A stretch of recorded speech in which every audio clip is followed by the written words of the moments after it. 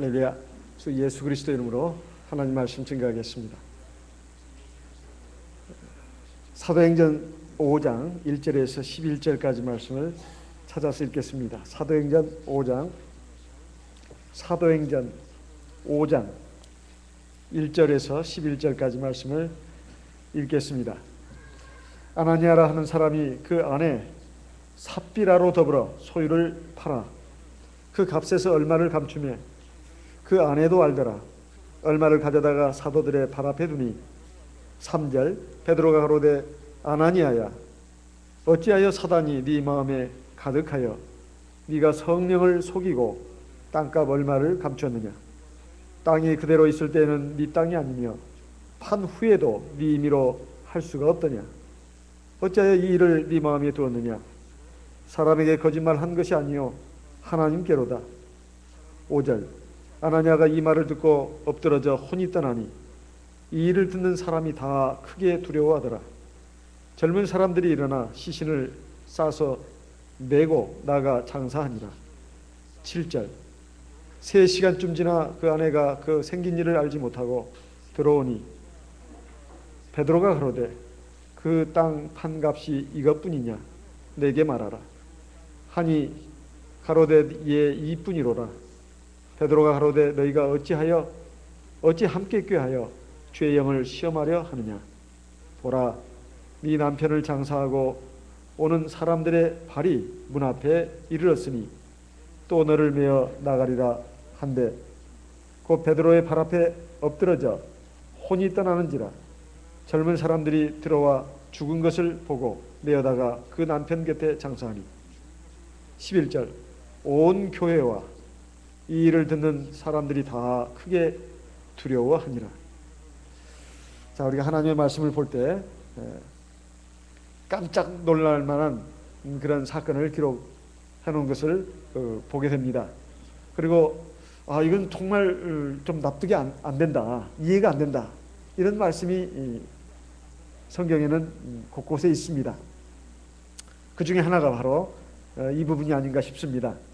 사도행전에 나오는 말씀 가운데 아나니아와 삽비라의 이 부부의 죽음은 우리에게 참 많은 것을 생각하게 합니다.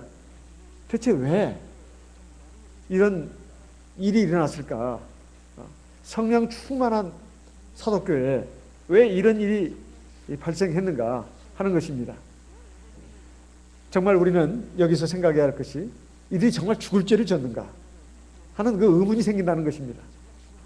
설령 죽을 죄를 지었다 하더라도 이렇게 죄 지은 대로 그냥 하나님 앞에 징벌을 받아가지고 죽는다면 세상에 살아남을 사람이 몇이나 될까? 이런 의문이 생깁니다. 그래서 이 아나니아 삽비라의 죽음을 보면서 이 형벌이, 하나님이 이들에게 내린 형벌이 너무 가혹한 것이 아니냐, 너무 지나친 것이 아니냐, 이런 생각이 듭니다. 또 그 당시에 하나님 앞에, 하나님의 교회에 아예 안 바치는 사람도 많았을 텐데 자기 재산을 다 팔아가지고 절반 바쳤으면 이건 엄청나게 바친 것이 아니냐는 겁니다. 이것이 어떻게 죽을 죄가 되냐는 거예요. 그리고 물론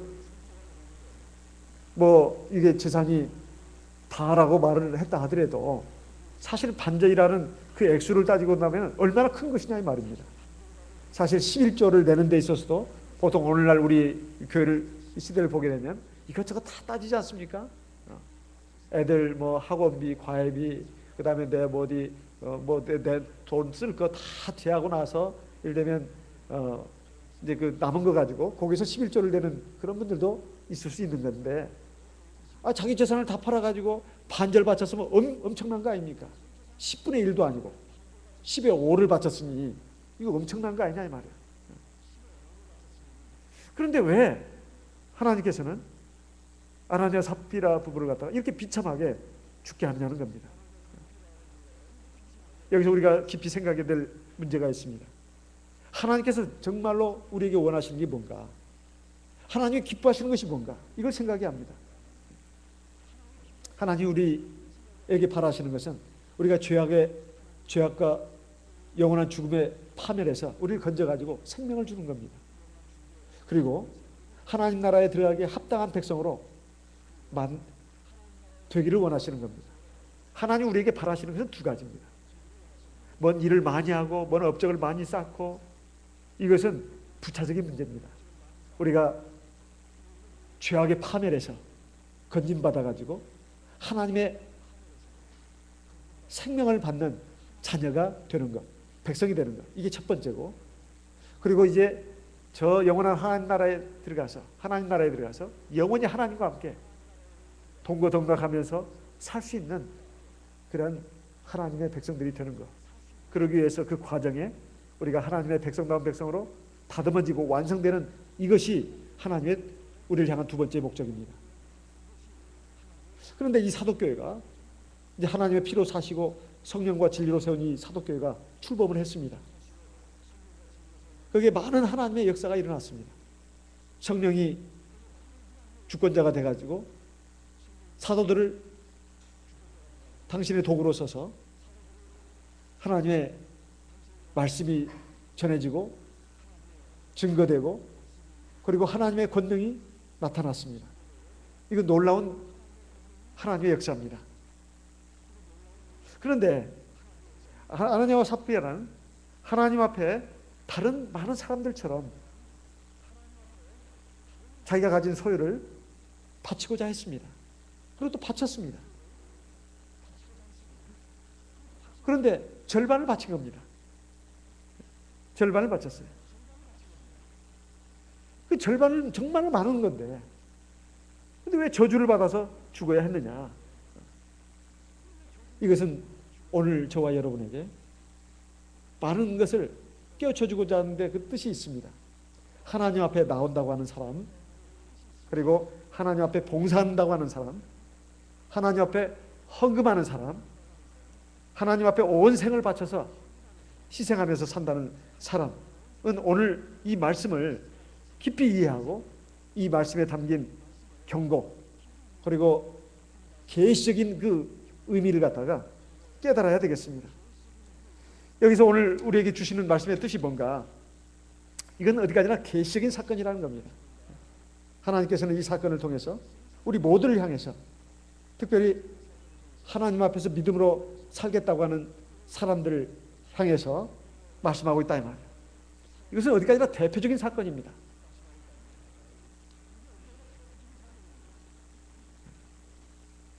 그리고 일벌백계의 사건이다 이 말이에요. 일벌백계라고 하는 것은 하나를 벌함으로써 100사람을 깨우치는 걸 말합니다. 학교에서도 예전에는 그랬습니다. 예전에는 그랬어요.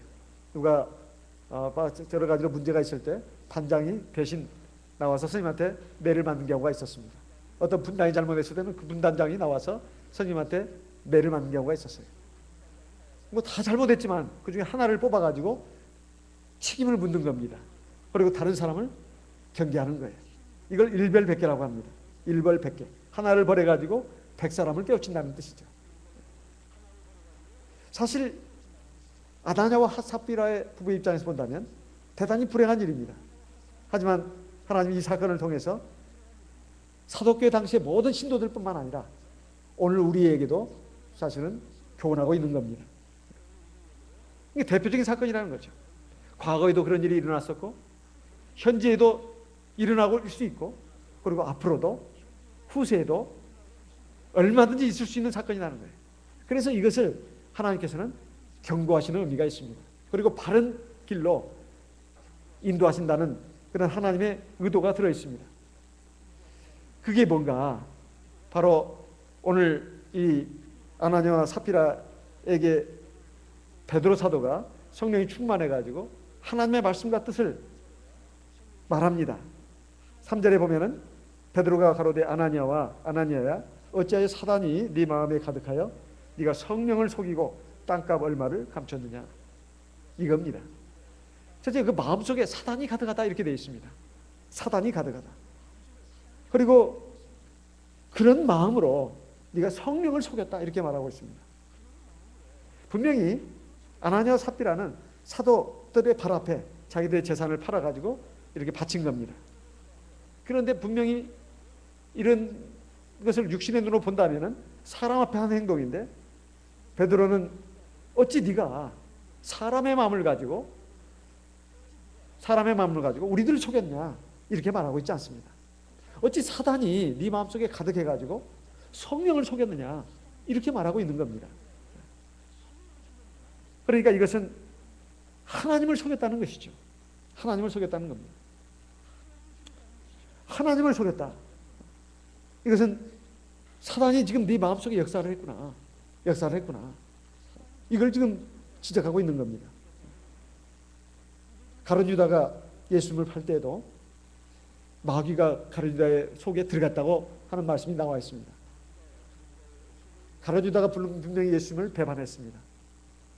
은 30에 예수님을 팔아넘겼지만은 사실 가룟 유다는 그 안에 지금 잘못된 마음 생각이 있는데, 사실 마귀가 거기에 또 들어가가지고 그것을 실행에 옮기게끔 만들었다 이 말이에요. 그래가지고 결국 비참한 치유를 맞이하고 말았는데요. 여기 아나니아와 삽비라도 마찬가지입니다. 아나니아와 삽비라에 대해서도 지금 말하고 있습니다. 우리가 유념해야 될 것이 바로 이 부분입니다. 분명히 그 앞에 사도행전 4장에 보게 되면 바나바라는 사람이 나옵니다. 바나바, 사도행전 5장 8화 앞부분에 그 바나바가 자기의 재산을 팔아가지고 하나님 앞에 바친 그 내용이 나오는데요. 바나바뿐만이 아닙니다. 많은 사람들이 자기에 있는 밭과 집 이런 것을 팔아가지고 사도들의 발 앞에 뒀습니다. 그래가지고 많은 사도교회 성도들 가운데서 가난하고 어려운 사람들도 그것을 분배받아가지고 혜택을 누리면서 살 수가 있었습니다. 그 중에 한 사람이 또 바나바였는데, 이러다 보니까 사도교회 당시에 성도들이, 초대교회 그 초기에 성도들이 서로 마음의 위로도 받고 육신적으로 실제로 힘을 얻고, 그래서 정말로 천국과 같은 분위기가 만들어졌습니다. 사람들이 저 사람 참 믿음 좋아, 저 사람 어떻게 저렇게 훌륭한가, 막 칭송하는 소리가 이곳 곳곳에서 들려왔어요. 그러다 보니까 아나니아와 삽비라도 이거 우리도 뭔가 좀 해야 될 것 같은데 어떻게 하면 될까? 그래서 우리도 재산을 팔아가지고 이것을 갖다가 반절은 놔두고 반절만 바치면서 우리 전부 바친 것으로 하자. 그럼 사람들이 굉장히 놀래고 우리를 칭찬할 것이 아닌가. 즉 사람들을 의식했다는 것입니다. 이것이 결정적인 것이었습니다. 그러니까 하나님 앞에서 하나님을 위해서 재산을 바친 것이 아니라 자기를 위해서 사람들에게 칭찬과 존경과 인정을 받겠다는 마음으로 그렇게 했다는 것입니다. 사람에게는 누구나 다 명예욕이란 게 있습니다. 나를 알아주고 인정해주는 사람은 굉장히 기분이 좋습니다. 그리고 그 사람을 가까이 해주고 싶습니다. 나를 무시하고 나를 깔보고 나에게 함부로 대하는 사람 좋지 않는 겁니다. 이것은 사람에게 기본적으로 있는 본능 중에 하나입니다. 그런데 이것은 지금 그걸 말씀하고자 하는 것이 아닙니다. 하나님 앞에서 믿음 생활을 하는 데 있어서, 그리고 하나님 앞에서 충성하고 봉사하는 데 있어서 특별히 마음을 써야 될 부분이 뭔가 정말로 신앙으로 해야 된다는 것입니다. 신앙으로 해야 된다는 거죠. 우리가 오래 믿었다, 교회를 많이 했다, 봉사에 그동안 열심히 했다, 이런 것이 반드시 꼭 믿음이 좋고 훌륭한 것을 증명해 주는 건 아닙니다. 그렇다 해서 오래 믿은 거 다 쓸데없습니까? 교회를 많이 한 건 쓸데없습니까? 봉사하는 건 쓸데없네요? 그 말은 아닙니다. 그 말은 아니에요. 기본적으로 오랜 신앙생활을 했다는 것은 그만큼 많은 과정을 거쳐왔다는 것이니까 기본적으로 믿음이 좋을 가능성이 훨씬 높습니다. 또 교회를 많이 하고 봉사를 많이 했다는 것은 그만큼 그에게 믿음이 있기 때문에 온갖 어려움에도 불구하고 자기 희생해가면서 충성하고 봉사했기 때문에 믿음이 좋을 가능성이 훨씬 높습니다. 그건 가능성입니다. 가능성. 그러나 반드시 그런 건 아니다 이 말이에요. 반드시 그런 건 아니다. 반드시 그러는 것이 아니다 하는 그걸 판단하는 기준이 뭐냐 이 말입니다. 믿음이다 이 말이에요. 믿음입니다. 우리가 쭉 지나놓고 보면은 저렇게 신앙생활 오래 했는데 저렇게 봉사도 많이 하고 충성된 삶을 살았는데 어떻게 저 사람이 신앙적으로 저렇게 잘못되고 저렇게 실족을 하는가? 그럴 뿐이 아닌데. 왜 그런 결과가 나타났을까요? 그것은 바로 신앙의 근본이 그 뿌리를 갖다가 하나님께 두지 않았기 때문에 그렇습니다. 우리는 얼마든지 시험에 빠질 수가 있습니다. 얼마든지 시험에 빠질 수가 있습니다. 앞에 사도행전 4장 36절로 37절에 보면 바나바가 그 밭을 팔아가지고 사도들의 발 앞에 뒀다고 했습니다. 바나바는 평소에 많은 사람들 존경과 인정을 받는 사람이었어요.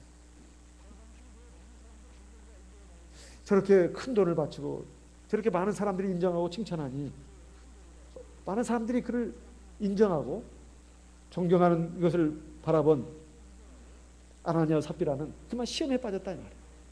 아, 역시 교회는 사람들의 집단이야.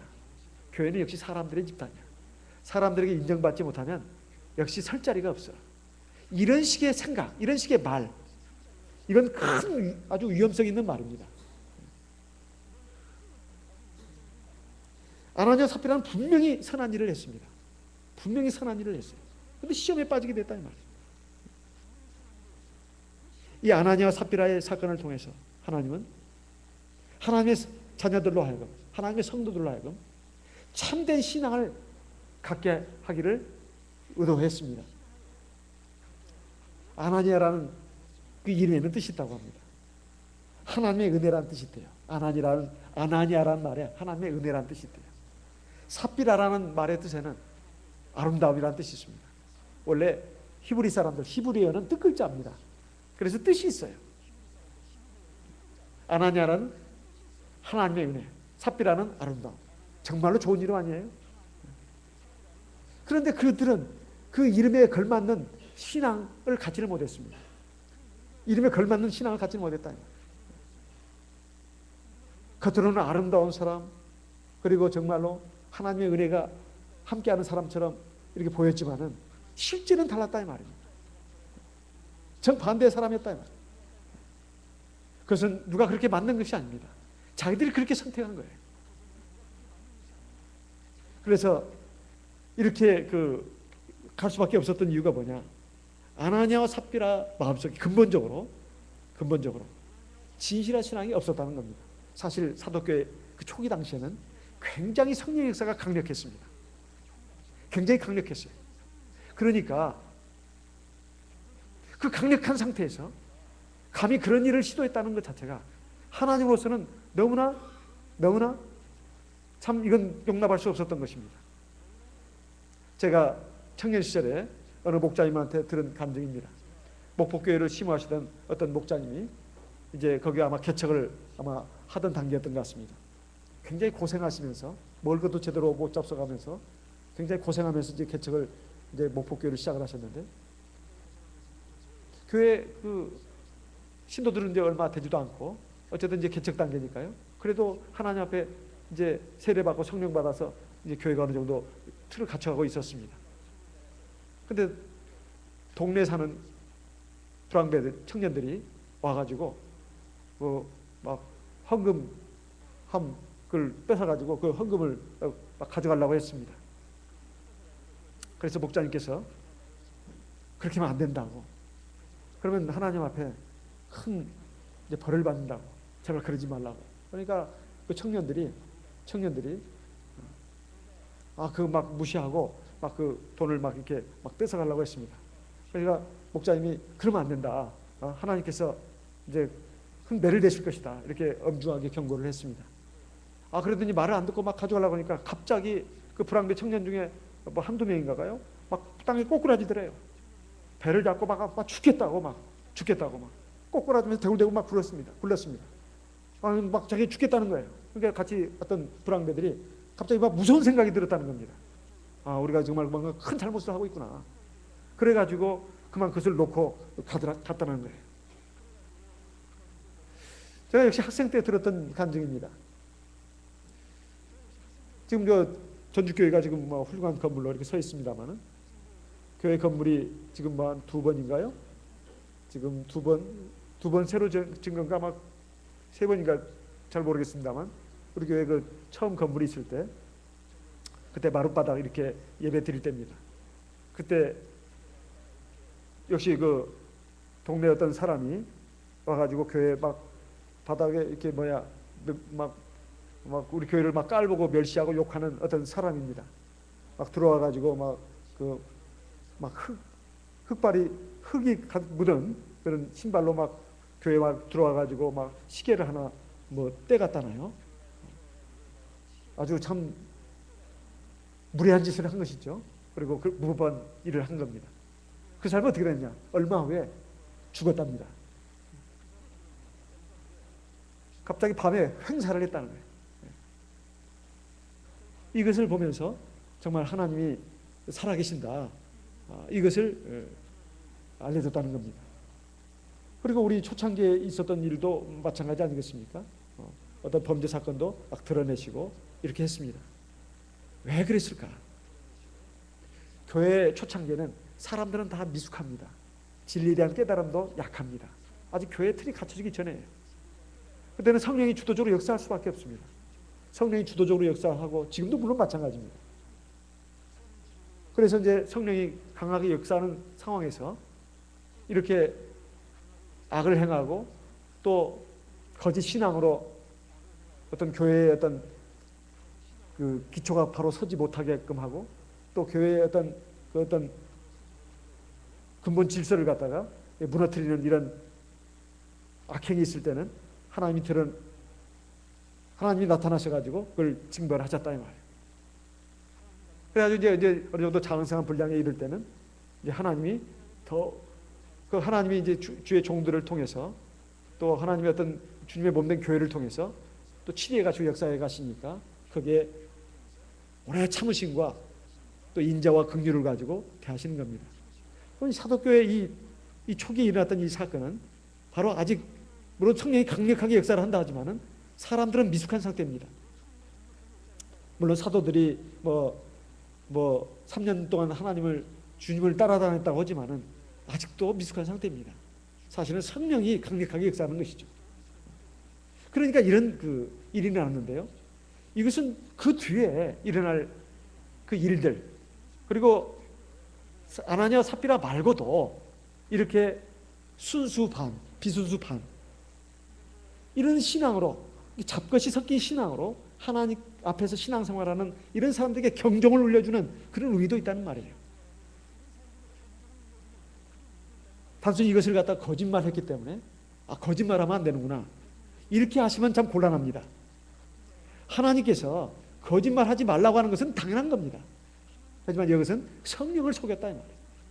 이것은 참된 신앙이냐 그렇지 않은 거짓된 신앙이냐, 이것을 말하는 것이지 단순히 거짓말해서는 된다 안 된다 이걸 말하는 게 아닙니다. 이걸 말하는 게 물론 그것도 포함하는 겁니다. 그럼 왜 이렇게 됐겠냐 이 말이에요. 하나님에 대한 참된 신앙, 하나님 앞에서 내가 지금 이 일을 한다, 이런 의식이 있는 것이 아니라 마음속에 인간적인 생각이 있었다 이 말이에요. 그 인간적인 생각은 바로 탐욕입니다. 탐욕이에요. 탐욕은 뭡니까? 사람들에게 인정받겠다는 것이죠. 칭찬받겠다는 겁니다. 이것이 어설프게도 있는 신앙을 갖다가 짓눌러 버렸습니다. 짓밟아 버렸어요. 자기 신앙을 갖다가. 그것이 전면에 나선 겁니다. 이 사람이 전혀 신앙이 없다고 우리가 단정할 수는 또 없을 것 같습니다.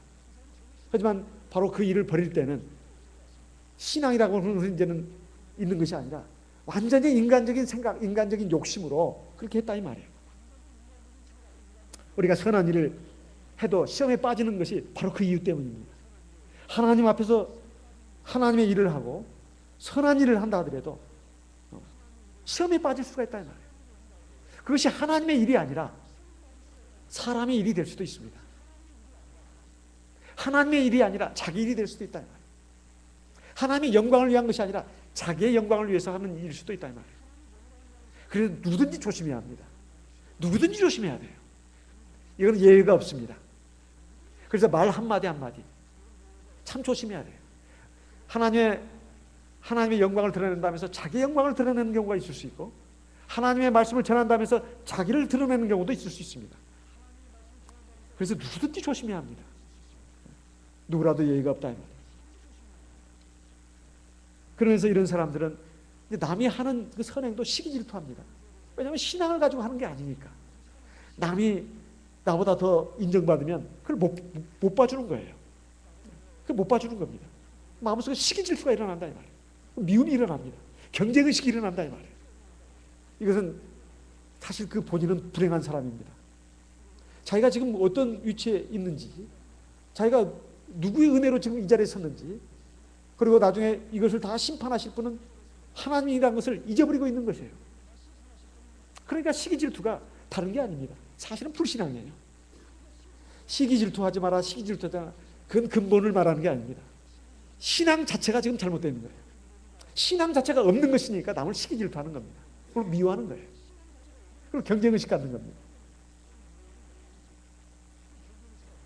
그리고 신앙 자체가 없는 사람은 내 선행을 자꾸 나타내고 자랑하려고 합니다. 남에게 인정받아야 돼요. 인정 안 받으면 기분 나빠요. 기분 나빠. 내가 이렇게 애썼는데 왜 나를 안 알아주냐 이 말이죠. 왜 나를 칭찬 안 해주냐 이 말이에요. 왜 나를 이렇게 멸시하냐 이 말이에요. 이것이 사실 신앙으로 하는 것은 아닙니다. 물론 신앙도 있겠죠. 하지만 자기 마음도 있는 겁니다. 이것을 지금 하나님은 아나니아와 삽비라를 통해서 우리에게 깨우쳐 주시고자 하는 것입니다. 그래서 우리가 운동도 좋은 것입니다만, 운동도 참 좋은 것이에요. 하지만 경쟁력 있는 운동은 꼭 좋은 건 아니라고 합니다. 운동도 열심히 해야 되지만 경쟁을 일으키는 운동도 그렇게 좋은 건 아니래요. 왜냐하면 무리가 된다. 그러니까 그 상대방을 꼬꾸라뜨리기 위해서 승부욕이 강한 그 사람이 이 경쟁력 있는 그 운동을 하게 되면, 승부가 갈리는 그 운동을 하게 되면 건강을 해치는 경우가 있답니다. 무리가 되니까. 순수히 정말 즐기는 마음으로 한다면 괜찮습니다. 가령 탁구라든가 농구라든가 뭐라도, 비록 승부가 갈리는 그 경기지만은 내 건강을 위해서 마음을 비우고 상대방이 이겨도 괜찮다. 내 몸 건강을 위해서 하는 건데 그러면 괜찮대요. 근데 저 상대방을 어떻게 꼬꾸라뜨려야 되는 거예요. 이게 운동인데. 그런 사람이 있거든요. 그러면 그 운동이 복이 된답니다. 운동도 그런데 신앙생활은 오죽하겠습니까? 승부욕이 강한 사람은 자기가 앉아서 가만히 있더라도 남이 지기를 바라고 실수하기를 바란다 이 말이에요. 이런 심사를 가진 사람은 운동을 해도 무효라는 겁니다. 근데 운동은 그렇다 치더라도 신앙은 정말로 그건 중요한 거 아니겠습니까? 신앙은 어떻게 하냐? 신앙생활은 하나님 앞에서 하는 모든 우리의 일은 믿음으로 해야 되는 것입니다. 로마서 14장을 보겠습니다. 로마서 14장 23절 같이 소리내서 읽겠습니다. 로마서 14장 23절. 로마서 14장 23절 같이 읽겠습니다. 로마서 14장 23절. 의심하고 먹는 자는 정죄되었나니 이는 믿음으로 조차 하지 아니한 연고라. 믿음으로 조차 하지 아니하는 모든 것이 죄니라. 그 마지막 부분 한 번 더 읽겠습니다. 믿음으로 조차 하지 아니하는 모든 것이 죄니라. 믿음으로 하지 않는다면 죄가 된다 이 말이에요. 믿음으로 해야 하는데 믿음으로 하지 않고 자기 생각으로, 자기 마음으로, 자기 영광을 위해서 이렇게 한다면 이건 죄가 된다 이 말이에요. 하나님 앞에 영광이 되고 하나님 앞에 나중에 내가 받을 상급이 되는 것이 아니라 이건 죄가 된다 이 말이에요. 이게 얼마나 무서운 말씀입니까? 그래서 저는 이번에 영은의 강사로 가가지고도 이제 세종례 시간이 있었습니다. 거기는 이제 유아세를 한 사람 받은 그 유아 때문에 세종례가 있었습니다. 세종례가 있었어요. 유아 한 사람 때문에. 그래서 세종례 이제 또 말씀을 증거하고 이제 서로 발 씻는 그것이 있었어요. 그래서 제가 그랬습니다. 자, 형제간에 그동안에 서로 마음에 맺힌 것이 있으면 이렇게 사랑으로 풀어야 됩니다. 그렇지만은 도저히 안 되겠다 싶으면 가가지고 그에게 내가 발을 씻겨드리겠습니다 이렇게 말하시오. 그러지만은 상대방이 동의하지 않으면 하지 마시오. 왜냐하면 나는 믿음으로 하는데 상대방이 믿음으로 하지 않는다면 그건 무효입니다. 나도 상대방도 믿음으로 해야 돼요. 나는 가서 발 씻자고 하는데 상대방이 안 한다면은 집에 가서 혼자 자기 발을 씻으시오. 그러니까 웃음이 빵 터졌습니다. 사실 웃어야 할 상황은 아닌 것 같은데 저도 가만히 그 말을 해놓고 보니까 그 말은 맞는 말이에요. 자기 집에 가서 혼자 자기 발을 씻으라고. 믿음으로 해야 됩니다. 세종례도 믿음으로 해야 돼요. 믿음으로 하지 않고 사람들의 눈이 탁 보니까 따가워가지고 그냥 억지로 나가서 한다? 이건 안 되는 거예요. 억지는 안 됩니다. 믿음으로 해야 돼요. 세종례도 믿음으로 해야 돼요. 상대방만 믿음으로 하면 안 됩니다. 나도 믿음으로 해야 된다. 같이 해야 되는 겁니다. 같이. 그래야 그것이 시험거리가 안 됩니다. 아무리 좋은 일이라 하더라도, 아무리 거룩한 일이라 하더라도 믿음으로 하지 않으면 죄입니다. 그래서 이들이 이렇게 될 수밖에 없었던 것은 바로 믿음이 그 안에 있지 않았다. 믿음이 사라지는 순간 인간적인 생각, 마귀의 역사가 이제 그를 장악합니다. 그래가지고 결국은 하나님 앞에서 인정받지 못하는, 그리고 하나님이 진노하시는 그 길로 간다 이 말이에요. 이것이 바로 위선이 됐습니다. 바치기는 하나님께 바친다고 하면서 칭찬은 사람들에게 받으려고 했습니다. 결국 그들이 마음을 쓴 것은 하나님이 아닙니다. 성령이 아니에요. 우리 주 예수 그리스도가 아닙니다. 오로지 사람이었습니다. 그들이 마음 쓴 것은 하나님이 아니라 사람이었다 이 말이에요. 하나님의 일을 한다고 하면서 하나님 앞에 봉사하고 충성한다면서 우리가 사람들에게 신경 쓰는 것은 잘못된 일입니다. 그렇다 해서 일을 지혜롭게 하는 것을 하지 마라 그 뜻이 아닙니다. 우리가 하나님의 일을 하는 데 있어서는 첫째 하나님을 위하는 마음이 있어야 됩니다. 두 번째는 지혜롭게 해야 합니다. 지혜롭게 한다는 것은 두루두루 살피는 거예요. 이건 나의 일이 아니고 하나님의 일입니다. 그렇기 때문에 혹시 이 일로 인해 가지고 마음에 상처받을 사람, 실족할 사람이 있는지 없는지도 생각해야 합니다. 하지만 그렇다 해서 구덩이 무서워서 장 못 닦는다는 식이 돼서 또 안 됩니다. 그렇게 해서도 안 된다 이 말이에요. 교회는 어느 한 사람의 교회가 아닙니다. 바로 머리는 우리 주님이시고 우리는 거기에 붙어있는 지체들입니다. 주님이 다 주권자다 이 말이에요. 주권자가 교회의 7일을 위해서 교회 일꾼들을 세우고 교회 제도를 세우고 교회 법도를 세웠습니다. 거기에 따라서 가면 되는 겁니다. 그게 따라서 가면 되는 거예요. 거기서 어긋나서 독불장군으로 혼자 이렇게 한다면은 그것은 잘못인 것입니다. 그건 잘못된 거예요.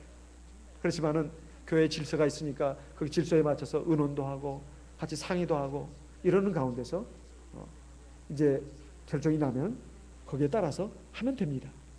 물론 믿음이 약한 사람이 있을 수 있고 생각이 다른 사람이 있을 수 있습니다. 그러면 설득도 하고 설득이 안 된다면 기다리면 됩니다. 기다리면 돼요. 100이면 100사람을 다 만족시킬 수가 없다 이 말이에요. 어떤 단체든 간에. 그러니까 중요한 것은 내가 하나님의 영광을 위해서 하느냐, 내가 하나님의 일을 하느냐, 그리고 정말로 하나님의 일꾼이 돼가지고 내가 하느냐, 하나님께 받은 은혜로서 내가 일을 하느냐, 이것이 중요한 것입니다. 이것이 중요한 거예요. 자, 히브리서 13장에 있는 말씀을 보겠습니다. 히브리서 13장 보기 전에요. 히브리서 베드로전서 4장 10절 11절 말씀 우리 같이 소리내서 읽어보겠습니다. 베드로전서 4장 10절 11절 같이 읽어보겠습니다. 각각 은사를 받은 대로 하나님의 각양 은혜를 맡은 선한 청지기같이 서로 봉사하라. 11절 만일 누가 말하려면 하나님의 말씀을 하는 것 같이 하고 누가 봉사하려면 하나님의 공급하시는 힘으로 하는 것 같이 하라. 이는 범사에 예수 그리스도로 말미암아 하나님의 영광을 받으시게 하려 함이니 그에게 영광과 권능이 세세 무궁토록 있느니라.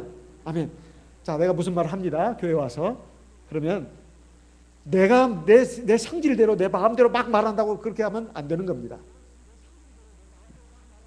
마치 하나님이 내 안에 들어와셔가지고 내 입을 빌려가지고 말하는 것처럼 말해야 된다. 얼마나 참 놀라운 일입니까? 참 놀라운 일이죠. 그런 마음으로 해야 한다. 그리고 내가 어떤 일을 합니다. 봉사를 합니다. 내가 하는 것이 아니라 하나님이 나를, 내 몸을 도구로 써가지고 일을 하는 것처럼, 그리고 하나님이 주시는 힘으로 봉사하는 것처럼 해라 이 말이에요. 그러니까 우리 참 귀에 못이 박히도록 많이 들었잖아요. 제가 외국에 있는 분들을 다 좋다는 것이 아닙니다. 그들의 좋은 점은 우리가 봐야 된다. 자, 뭐 참 수고했습니다 그러면 무조건 그분들이 이렇게 말합니다. 감사해주. 번역하면은 주님 감사합니다. 주님께 감사하세요. 주님 감사합니다. 감사해주. 주님 앞에 감사합니다. 뭐 나한테 뭐 선물도 주고 너무 고맙습니다 그러면 감사해주. 감사해주라. 주님께 감사하세요. 주님께 감사하세요. 내가 당신한테 이 선물 주는 게 아니에요. 주님이 나한테 시켜가지고 주는 거예요. 이 말입니다. 저는 처음에 이 사람들이 뭐 하는 사람들인가, 그냥 이 사람이 입에 붙었구만, 그냥 거칠의 말로 하는 줄 알았고, 저는 그렇게 알았습니다. 처음에. 좀 귀가 간지럽더라고요. 귀가 간지러웠어요. 근데 나중에 생활하다 보니까 이게 처음엔 그들도 그렇게 했을지도 모릅니다. 근데 자꾸 하다 보니까 이게 그냥 몸에 배어버렸어요. 마음에 배어들었어요. 말이 참 중요한 겁니다. 그래서 말이 중요해요. 우리도 좀 말을 바꿀 필요가 있어요. 너 수고했다 그러면 주님에 감사합니다. 우리가 간세주 그렇게 할 수는 없잖아요. 우리가 중국 사람도 아닌데. 예? 주님에 감사합니다. 주님에 감사합니다. 아니면 할렐루야 하든가. 할렐루야. 아니면 주님에 감사합니다. 입에 달아야 합니다. 그래야 그 말이, 자기 입에서 나온 말이 귀로 들어가가지고 자기 마음을 변화시키는 겁니다. 자꾸 그렇게 해야 됩니다. 오늘 참 말씀 은혜로우세요. 감사해주. 주님에 감사합니다. 뭘요? 그래도 알아주니까 고맙네요. 오늘 뭐 설교, 나 모르는 줄 알았더니 그래도 인정해주니까 참 고마워요. 이러면서 막 기뻐하고 좋아하고 그러면 안 돼요. 주님에 감사합니다. 주님에 감사합니다. 참 다행입니다. 주님에 감사합니다. 오늘 찬송이도 참 잘했어요. 감사해주. 주님에 감사합니다. 주님에 감사합니다. 오늘 그 음식 식사 준비하러 힘들었죠? 이거 알긴 안 해. 또 반탄 수행 안 해서 다행이다. 이렇게 말할 것이 아니라 감사해주. 주님을 감사합니다.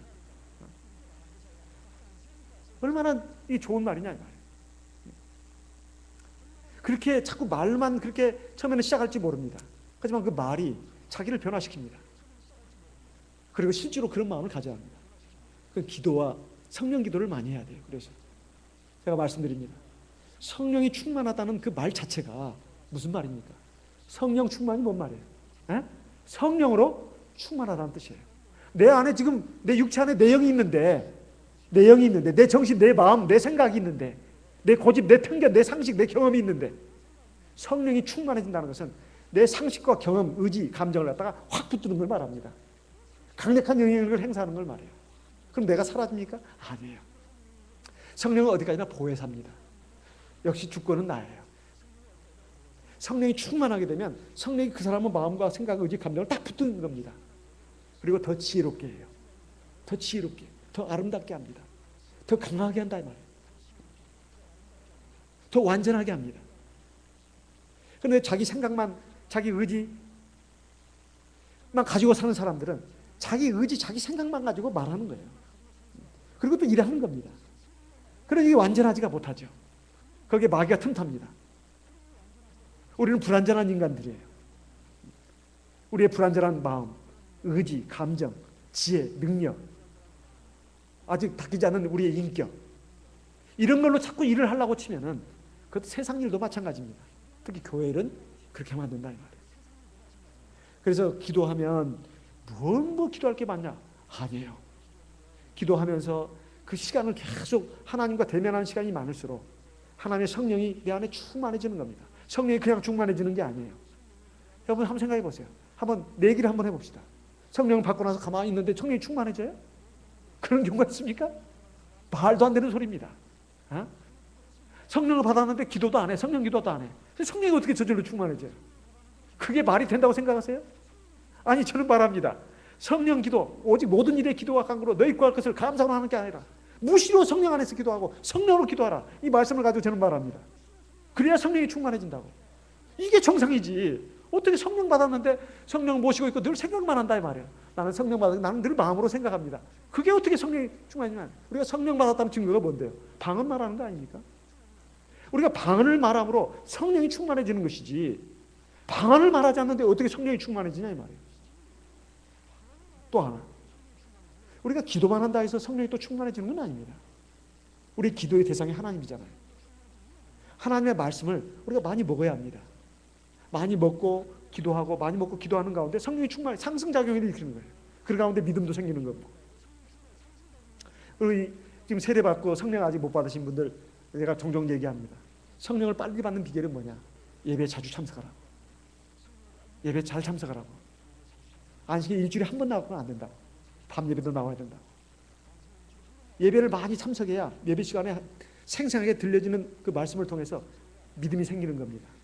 자기 어리석은 생각 이런 것들이 다 깨지고 의심 이거 깨지고 하나님의 말씀으로 채워지면서 하나님에 대해서 인식을 하게 된다 이 말이에요. 하나님에 대해서 인식하는 것이 믿음 아닙니까? 근데 머릿속만 인식하면 아무 소용없어요. 귀로만 듣는 건 소용없습니다. 머릿속으로도 귀로 들어가지고 마음속에 들어온 하나님의 말씀이 이제 작동을 하게 하려면 성령이 기도를 해야 된다 이 말이에요. 이것이 가장 근본이고 핵심입니다. 이게 근본이고 핵심이에요. 그래야 성령을 빨리 받습니다. 성령을 빨리 받아요. 그리고 혼자서 성경 보는 거하고 예배 시간에 와서 예배 드리는 거하고는 그 유가 틀립니다. 전주에 5년 있으면서 장로교회 그 27세 된 청년이 완전히 새우처럼 몸이 꼬부라졌습니다. 1급 장애자예요. 천주교에서 장로교에서 계속 와서 이렇게 사랑을 보살펴주고 교회도 가고 그랬던 청년인데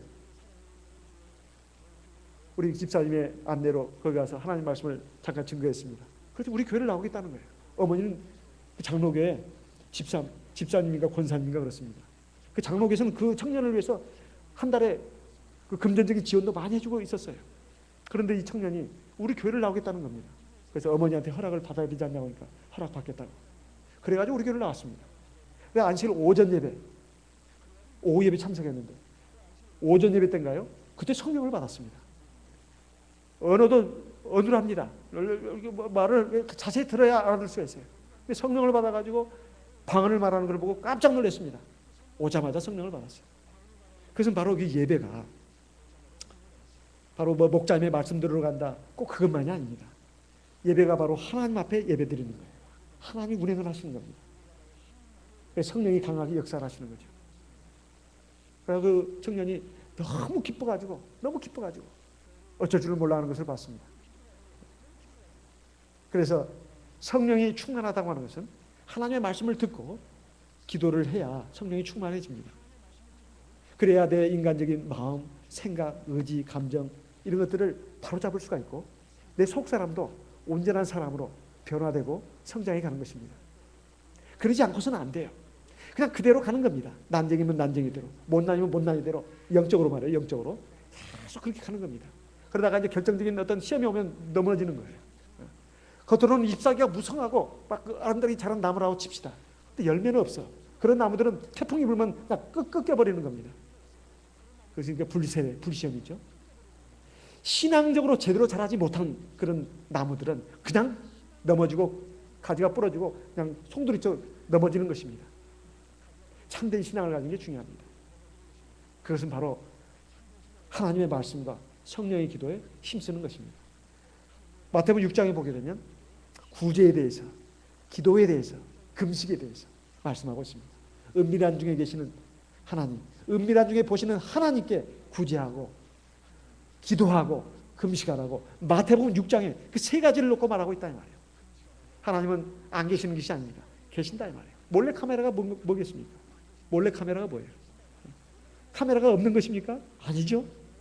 숨어서 찍는 겁니다. 그게 몰래카메라예요. 몰래카메라는 카메라가 없는 것이 아니라 숨어있는 카메라를 몰래카메라라고. 하나님이 마치 우리에게 그와 같은 존재입니다. 우리 눈에 보이지 않습니다. 하나님 몰래카메라예요. 다 보고 있고 다 찍고 있다 이 말이에요. 그래서 교회 와서 누구한테 실망했네, 상처받았네, 사실 그런 것이 없어야 합니다. 없어야 돼요. 또 교회를 하다가 봉사하고 충성하다가 상처도 받고 고통도 받고 시험도 받는 일 생깁니다. 왜냐하면 사람들은 불완전한 존재니까. 그러나 그럼에도 불구하고 그가 정말로 하나님을 바라보고 했다면 하나님께서 나중에 다 위로해 주시고 다 갚아주십니다.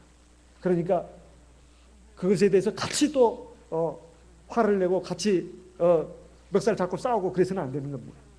그건 하나님께 맡겨버리면 됩니다. 어차피 심판자는 그가 아니고 하나님이니까 하나님 앞에서 내가 하면 되는 겁니다. 문제는 나입니다. 다른 사람은 어떻게 되든 말든 내가 하나님 앞에서 지금 바로 서 있는가, 그리고 정말 믿음으로 하는가, 진실한 믿음으로 하는가, 이것이 중요한 겁니다. 신앙생활 자체가 우리가 하나님 앞에서 하는 겁니다. 보이지 않는 하나님 앞에서 하는 거예요. 그래서 여기 오늘 아나니아와 삽비라는 지금 뭐 왜 반절 다 바쳐야 되는데 반절만 바쳤냐 그래가지고 죽었다, 이것이 아니라 성령을 속였다는 것이죠. 사람들의 인정, 칭찬, 사람들의 이목, 그것에만 집중해가지고 자기가 지금 그런 행위를 했다는 거예요. 겉으로 볼 때는 화려합니다. 겉으로 볼 때는 굉장히 위대한 일이고 훌륭한 일입니다. 그렇지만은 하나님의 진노를 사는 일이다 이 말이에요. 저와 오늘 여러분의 신앙생활이, 기도가, 충성과 봉사가, 또는 가정에서든 사회에서든 우리가 하나님의 자녀로서, 백성으로서 빛과 소금의 직분을 다하지 못하고 산다면 나중에 참 슬픈 일을 맞이하게 될 겁니다. 사람이 애쓰고도 수고하고도 나중에 인정도 못 받는다면 그처럼 화탄한 일이 어디가 있겠습니까? 진정한 상은, 최종 상급은 하나님이 주십니다. 우리가 그것을 생각하면서 우리의 믿음 생활, 봉사 생활, 또 충성하는 생활, 모든 문제에 있어서 진실한 믿음을 하는 저와 여러분 되시기를 바랍니다. 그렇게 해서 하나님께서 기뻐하시고 잘하였도다 착하고 충성된 종아 우리를 칭찬하시고 우리에게 영광의 면류관을 씌워주시는 그런 주인공이 되시기를 바랍니다. 우리는 다 부족합니다. 연약합니다. 지금까지 잘못된 일도 있을 수 있었고 부족한 일도 있을 수 있었습니다. 하지만 회개한다면 또 우리에게 회개를 주셨습니다. 아나니아 삽비라 사건은 모든 교회와 신도들이 두려워 떨게 했다고 나옵니다. 그 뒤에 보면 마지막 절에 11절에 뭐라고 나와 있죠? 사도행전 5장 11절에 온 교회와 이 일을 듣는 사람들이 다 크게 두려워합니다. 사실은 온 교회에 주신 사건입니다. 일벌백계의 사건이다. 오늘 저와 여러분에게 마찬가지입니다. 지금 아무 일도 일어나지 않고 마치 사람들만 우리 눈에 보이고 그런 것 같지만은 사실은 하나님이 주인공이라고 하는, 주권자라고 하는 것을 우리가 꼭 기억해야 되겠습니다. 우리는 믿음이 약해질 때 육신이 약하니까 믿음도 약해가지고 종종 잘못된 생각을 가질 수도 있고 마음도 가질 수도 있고 잘못된 믿음 생활을 했을 수도 있고 또 잘못된 충성을 했을 수도 있습니다. 그렇지만 이걸 깨닫고 바로 서는 게 중요합니다. 과거보다도 현재, 그리고 현재와 미래가 더 중요한 겁니다. 우리는 과거에 의해 사로잡혀서도 안 되고 과거의 불의에 얽매여서도 안 됩니다. 바로 지금 이 순간 그리고 앞으로를 향해서 우리가 개선해 나간다면 하나님의 크신 은총이 있을 줄로 믿습니다. 다 같이 기도하겠습니다. 하나님 앞에 기도하겠습니다.